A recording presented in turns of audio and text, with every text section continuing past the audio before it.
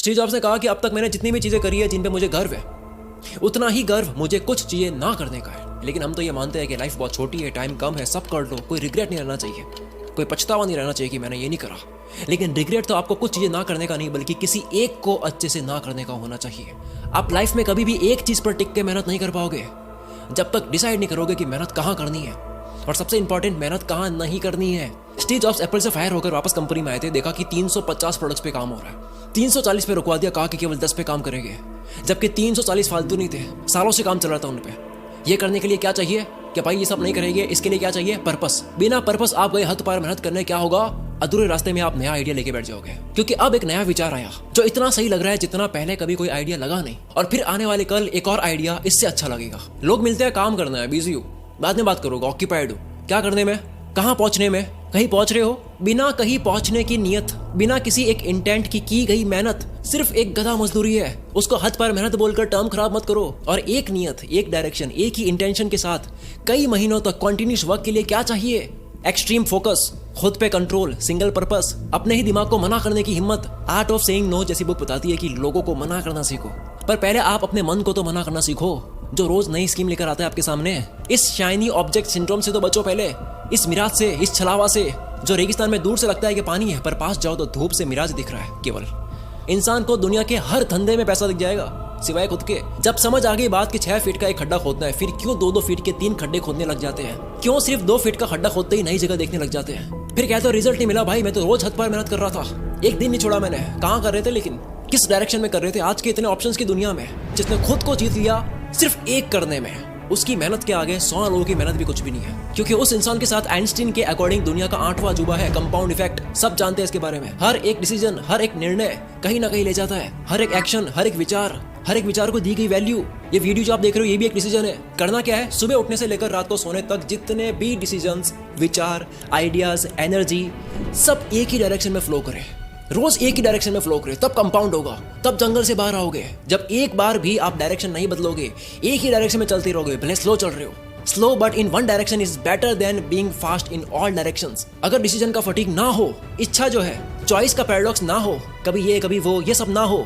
तब इंसान एक सेकंड भी वेस्ट नहीं करेगा, तुरंत एक्शन लेगा। एक स्कूल में कंपटीशन होना था ड्राइंग का, सारे स्टूडेंट्स बहुत एक्साइटेड थे, भाग लिया सबने। 2 दोस्त थे, उन्होंने नाम लिखवाया और अगले ही दिन गए नाम रोशन करने ड्राइंग करके। दोनों ने फुल प्रैक्टिस कर रखी थी क्या ड्रॉ करना है। कंपटीशन शुरू हुआ, उसमें से एक ने फुल तैयारी के बावजूद, पूरी प्रैक्टिस होने के बावजूद किसी और की ड्राइंग देखी, पता लगा कि भाई साहब ये तो बहुत ही अमेजिंग ड्राइंग बना रहा है, मैं यहाँ पे क्या फुल पत्ती बना रहा हूँ, ये शकील तो कंपटीशन में आयरन मैन बना रहा है। उस बंदे ने अपनी फुल पत्ती मिटाई, उसने सोचा कि मैं बनाऊंगा अब क्रिश, इंडियन सुपर हीरो, जिसके भाई साहब ने कोई प्रैक्टिस नहीं कर रखी थी क्रिश की। अब यहाँ डिसीजन बदला उसका किस वजह से?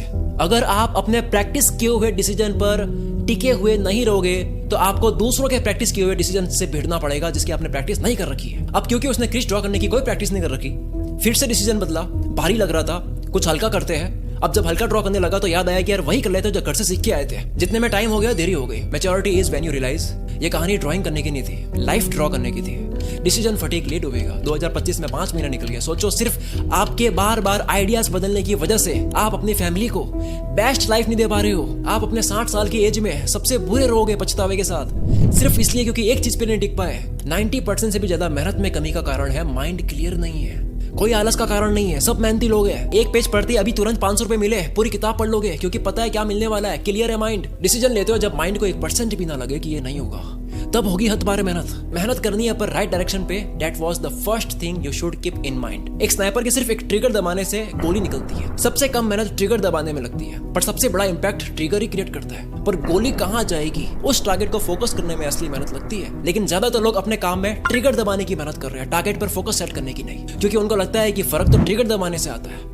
तो इसका मतलब ये है कि मेहनत नहीं करनी है, बस केवल फोकस करना है, एक डायरेक्शन पे रहना है, एक डिसीजन पे रहना है, ऐसा है? मैंने कहा मेहनत के साथ फोकस करना है, मेहनत छोड़ के फोकस नहीं। बिना फोकस वाली मेहनत नहीं, फॉर्मेलिटी है। और इस फॉर्मेलिटी का दूसरा नाम है मल्टीटास्किंग। किसी काम में एक्सीलेंस हासिल करने से दुनिया याद रखती है, आपका काम दिखता है, वरना मल्टीटास्कर से तो दुनिया भरी पड़ी है। लोगों का दिमाग पहचान लेता है कि आपने ये काम मन से करा है या भटक के करा है, फोकस से करा है या मल्टीटास्किंग से करा है। मल्टीटास्किंग यानी कभी इधर कभी उधर भटक के काम करने से ना केवल काम बल्कि दिमाग भी डैमेज होता है। फोकस का मतलब क्या? दिमाग की हेल्थ, जिसमें 8 करोड़ 60 लाख सेल्स होती है। ये च्युइंगम जैसा 2 कानों के बीच खोपड़ी में भरा हुआ मांस। ये इंजन खराब होता है जब बार बार गियर बदलते हो। फिर सर्विसिंग आती है। बार बार गियर बदलने से, बार बार काम बदलने से दिमाग ही नहीं बल्कि फ्यूचर भी खराब होता है, क्योंकि फोकस एक फ्यूचर है। दुनिया कह रही है AI is the future, crypto is the future, NFT, metaverse, electric vehicle, quantum computing, bio hacking, no code tool, कोई भी टेक्नोलॉजी, ये सब फ्यूचर है। पर डीप वर्क और फोकस्ड माइंड रियल फ्यूचर है। लोग चौड़ दिखाते हैं, मैं इतनी चीजें एक साथ कर लेता हूँ, कुछ नहीं होगा, मैं सिर्फ ये कर सकता हूँ, ये फोड़ेगा। इसके ऊपर रिसर्च ही रिसर्च है कि एक वक्त में 2 काम करने की कोशिश करना ये आपके फोकस का सबसे बड़ा दुश्मन है। ना केवल फोकस का बल्कि मैं तो कहता हूँ आपकी जिंदगी का सबसे बड़ा दुश्मन है। जितनी चॉइसेस इस अर्थ पर बढ़ेगी उतना कंपटीशन टाइट होगा, क्योंकि आपका कंपटीशन अब सामने वाले के फोकस से है, जो कि जमाने के साथ में कम हो रहा है। कंसंट्रेशन, अटेंशन स्पैन, या ये कह दो कि ध्यान लगाने की ऊर्जा, दिमाग का एक जगह टिकने का स्टेमिना जो भी कम हो रहा है उसकी फ्यूचर में डिमांड बढ़ेगी। जिस वक्त ये समझ गए फिर करो हद पार मेहनत। फिर क्या होगा?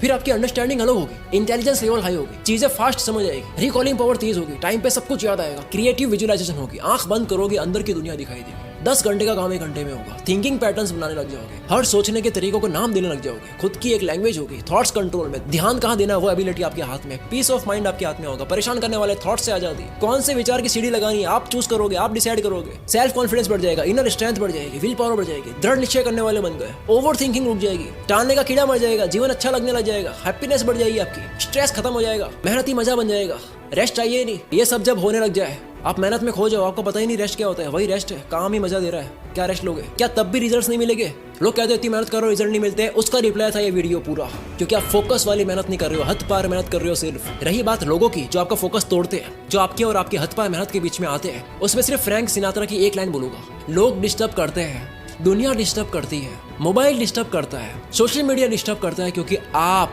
डिस्टर्ब करने देते हो। बहुत लोगों ने रिक्वेस्ट करी इस तरह की वीडियोस अपलोड करो जो पहले क्या करते थे।